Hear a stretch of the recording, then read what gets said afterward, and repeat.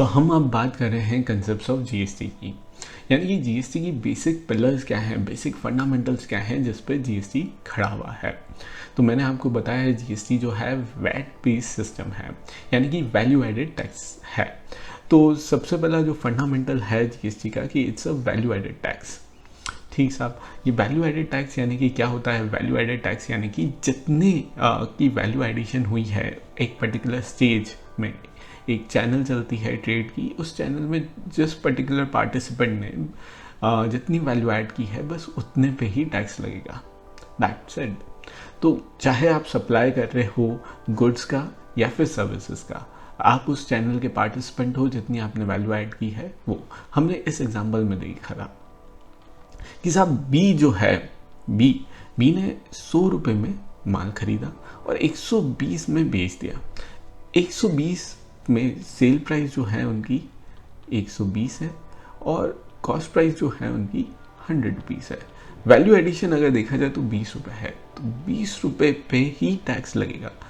Tax rate हमने assume किया था कि 20% अगर है तो सिर्फ 4 रुपये उन पर टैक्स लगा था। ये वाला सिस्टम है वैट का। बट वहीं जब ओल्ड सिस्टम होता था जो कि वैल्यू एडेड टैक्स नहीं था, तो पूरे के पूरे अमाउंट पे भले ही से आपने वैल्यू ऐड यहाँ पे भी 20 रुपये की या 10 रुपये की, क्योंकि 10 रुपये ही हुई है, 100 का जो माल था प्लस 10 रुपये तो टैक्स लग गया, ये आपकी कॉस्टिंग ही हो गई 110। अगर आप व्यापारी हैं, बिजनेसमैन हैं, तो आपको समझ में आएगा कि 10 रुपये भी मेरी ही कॉस्टिंग है। तो 10 रुपये की वैल्यू ऐड की, बट फिर भी आप पे जो है वो 12 रुपये का टैक्स लगा है। तो इस तरीके से वैल्यू एडेड टैक्स वर्क करता है कि वो जो है सिर्फ वैल्यू एडिशन पे टैक्स लगाता है। दूसरा जो है कि जीएसटी जिस तरीके से बनाया गया है हमारे देश में, वो comprehensive and continuous chain of tax credit रहेगा। अब ये किस तरीके से वर्क करेगा वो बहुत अच्छी तरीके से हम नेक्स्ट वीडियो में प्रॉपर एक एग्जांपल के साथ समझेंगे कि किस तरीके से ये continuous chain of tax credit है, यानी कि किस तरीके से जो टैक्स है वो आपका जमा होते जाता है और सरकार फिर आपको उस जमा वाले टैक्स पे क्रेडिट देती है। क्रेडिट यानी कि बेनिफिट देती है। वो मानती है कि आपका टैक्स जमा हुआ है तो आपको और एक्स्ट्रा टैक्स नहीं देना है। ये कैसे वर्क करेगा इसे हम नेक्स्ट एग्जाम्पल में प्रॉपरली देखेंगे। तीसरा जो चीज़ है वो ये है कि जो टैक्स का जो फाइनल बर्डन है वो कंज्यूमर पे आता है, यानी कि जो इस तरीके से जीएसटी बना हुआ है कि व्यापारी व्यापार करने के लिए बैठा है और वो जो है अपना पूरा का पूरा टैक्स बर्डन जो है वो आगे कंज्यूमर पे शिफ्ट कर पाए, इस तरीके की सहूलियत दी गई है जीएसटी सिस्टम में। साथ ही साथ चौथा पॉइंट है कि नो कास्केडिंग ऑफ टैक्सेस।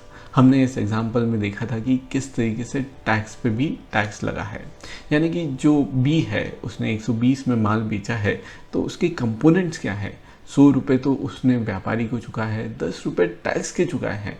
देखा जाए तो ये दोनों जो है 100 प्लस 110 प्लस 10 जो है वो उसकी कॉस्टिंग हो गई, और इस कॉस्टिंग पे भी जो है 10% का टैक्स लग रहा है, क्योंकि 120 का कंपोनेंट जो है वो 100, 10 रुपये का टैक्स प्लस 10 रुपये का प्रॉफिट वो मिलके बन रहा है। और देखा जाए तो टैक्स पे भी टैक्स लग रहा है। यहाँ पे जो 10 रुपये का 10% करूँ तो वो 1 रुपया हो रहा है, और ये 1 रुपया पे भी टैक्स वापस ये 1 रुपया दर्शाता है कि किस तरीके से टैक्स पे टैक्स लगता है।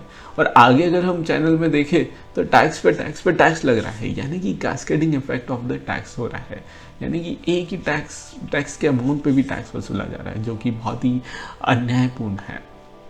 ये सारे के सारे कंसेप्ट हम आने वाले एग्जाम्पल में आराम से डिटेल में समझेंगे, विथ नंबर्स समझेंगे, ताकि उसकी फील आए आपको कि किस तरीके से टैक्स पर टैक्स लगता है, किस तरीके से वैल्यू एडेड सिस्टम चलता है, किस तरीके से टैक्स क्रेडिट का सिस्टम हुआ है, प्लस किस तरीके से जो फाइनल टैक्स लायबिलिटी है, फाइनल टैक्स का जो बर्डन है वो फाइनली शिफ्ट हो सकता है।